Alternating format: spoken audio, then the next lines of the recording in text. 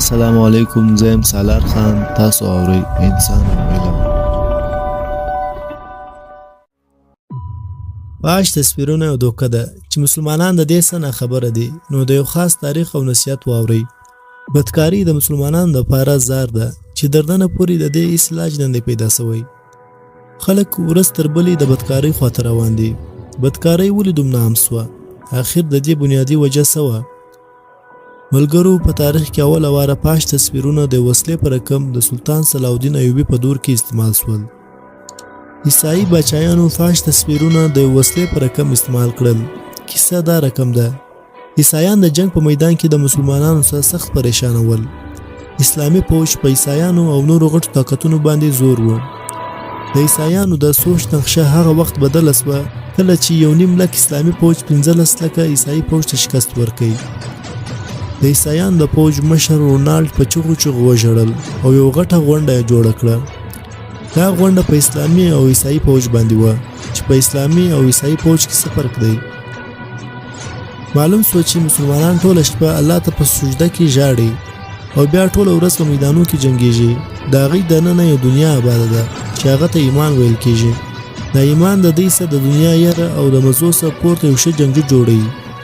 او عیسائی پوځ چې ټوله شپه په بدکارۍ او د دنیا په مزو کې اخته وي، دا دنیا پرېښودل او د یو نوې دنیا راتلل موږ ته شکست راکوي. د دې څخه اخواته د جنګ په میدان کې چې مسلمانان څنګه جنګ کوي، هغه د عیسائی پوځ څخه لاره ورکوي او د الله اکبر نارې د هر مسلمان څخه خپل خپل پر ځای باندې پولاد جوړوي. او د عیسایانو لپاره دا یو ډېر غټ مشکل دی. د صلیبیانو په هغه تاریخي غونډه کې هرمن نامه انټلیجنس افسر موجوده و. دا هغه انسان و چې په عیسائی تاریخ کې مسلمانانو ته ډېر زیات تاوان ورسولی دی. دا د یو شیطانی دماغ خاوند و. هغه د مسلمانانو او عیسائی ځوانانو د نفسیاتو په باره کې وویل: زما د 80 کاله ژوند تجربه ده چې یو عیاش انسان هېڅکله د جنګ په میدان کې یو ښه جنګجو نشي جوړېدی، او خاص هغه خلک چې نفسیاتي خواهشات یې زیات وي، د هغه انسان جسمانی او روحاني طاقتونه ختم وي. موږ په مسلمان پوځ کې د بې حیایي یو سوچ پیدا کوو، یو داسې سوچ چې د ښځې د لیدو سره د هغې په دماغ کې بې حیایي او بدکاري گردش وکړي، او دا رقم موږ د هغې ایمان ورکمزوری کولی سو او هغې ته موږ شکست ورکوی سو، او دا به زموږ ایجادي. رونالډ د هرمن په دې خبره باندې پریشانه سو او په غوسه کې وویل چې اخر ته څه ویل غواړې؟ هرمن په چالاکي سره د تاریخ خطرناکه منصوبه د رونالډ مخ ته کښېښول.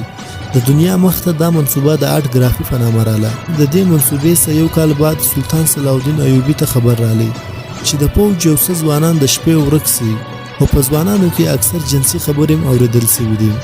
سلطان صلاح الدین ایوبي دا خبره دومره سیریسه واخیسته چې خپله ولیه بدله کړه او د هغې تعقیب یې وکړي. معلوم سو چې د پوځیانو د ځای څخه یو څه مخته یو قافله ولاړه ده چې په ظاهره مسلمانان معلومیږي، لیکن د هغې سره د فاش تصویرونو یو څه نمونې دي. سلطان صلاح الدین ایوبي چې هغه تصویران ولیدل نو حیرانه سو.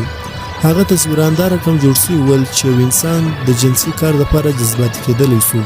په هغه وخت کې سلطان صلاح الدین ایوبي ته د مشق، مصر او د نورو ښارونو څخه خبر رالی چې په ښار کې د پاش تصویرونو ځایونه خلاص سوي دي، چیرې چې پاش تصویرونه لیدل کېږي او ځوانانو ته جنسي تعلیم ورکول کېږي. دا هم ورسره لیکلي ول چې مسلمان ځوانان په ډېر تیزي سره د بدکارۍ خواته روان دي. سلطان صلاح الدین ایوبي خپل جنګي پرمختګ ودروي او د بدکارۍ په خلاف یې کار شروع کړي. سلطان صلاح الدین ایوبي په یو تقریر کې وویل: د هر قوم طاقت د هغې ښه کردار او بد کرداري. دشمن زموږ د اصل طاقت اندازه لګولې ده. هغې اوس هېڅکله مخامخ جنګ نه کوي. ضروري نه ده چې جنگ په میدانو کې وسي. جنگ په سوچ او دماغ باندې کېږي. کوم چې په دماغ کې زور سي هغه کوم جنگ ګټي. ملګرو، عیسائی انټلیجنس هرمن د یو ډېر شیطاني دماغ مالک و. که تاسو ټوله عیسائی تاریخ وګورئ نو تاسو ته به دا سړی په ټوله عیسائی تاریخ کې پر مخ در معلوم سي. عیسایانو چې کله همت د لاسه ورکړی وو نو دې سړی بیرته همت کې پیدا کړي. په دې منصوبه باندې د عمل کولو سره سره د دنیا مشهوره مصوران او منظرنګاره د هغې د خولې په قیمت یې واخیستل او په هغې باندې پاش تصویرونه جوړ کړل چې یو وار به دې ورته وکتل بیا سترګې ایسته کول مشکله و. هغه جنسیات چې خلکو در یو حده پورې ورته کتل بیا یې بې حده سوچ کې بند سو. عیسایانو چې کله خپله منصوبه 100% کامیابه ولیدل نو خپل په کتابو کې په ډېر لوی سره یاد کړی. سلطان صلاح الدین ایوبي د پاشګرافي ختمولو پوره کوشش وکړ لیکن دا مسله پوره نسوه ختمه. سلطان صلاح الدین ایوبي د بیت المقدس د فتح بعد وفات سو. عیسایانو ساده لاس ورکړی و لیکن د هغې تیار کړي زار پاشګرافي مسلسل پیلاوېدل او دا رقم صدۍ تېرې سوې. د زمانې رنګونه بدل سول، ډېر رواجونه راغلل او ډېر رواجونه ختم سول. دا رقم د 13مې صدۍ لمر راوختې. دا هغه صدۍ وه چې د ساینس په دماغ کې انقلابي سوچ پیدا سو، نوي ایجادونه او نوي منزلونه مخته راغلل. د 13مې صدۍ په شروع کې یو ور بیا په پاشګرافي باندې کار وسو. دا واره د پاشګرافي دپاره د لرګي استعمال وسو. د دې څخه علاوه درخت یې کاټ کړی او د انسانانو د اندامو په رقم یې جوړ کړل. په فرانس کې په دې تماشه باندې د خلکو رشکش جوړ سو. خلکو په ډېر دلچسپي سره د لرګیو جوړ بوتان او بدکاري ته کتلو لپاره تلل او راتلل او دې پاشګرافي په خلکو کې آزاد خیالي پیدا کړه. هر کوم د خلکو دلچسپي ته کتل کېده. په امریکا، فرانس او لندن کې د فاش په تلو کوچني کوچني ځایونه خلاص وه چې دا به د یو کوچني جنګل په رقم وه. په 1829 کې کیمره ایجاد سوه. دې ایجاد د ساینس په دنیا کې یو ډېر غټ جادو وکړ او دا رقم د فاشګرافي دپاره یو بل اهم هتیار جوړ سو. په 1855 کې اوله واره کیمره د پاشګرافي دپاره استعمال سوه لیکن په دې پاشګرافي کې یو مسله راغله.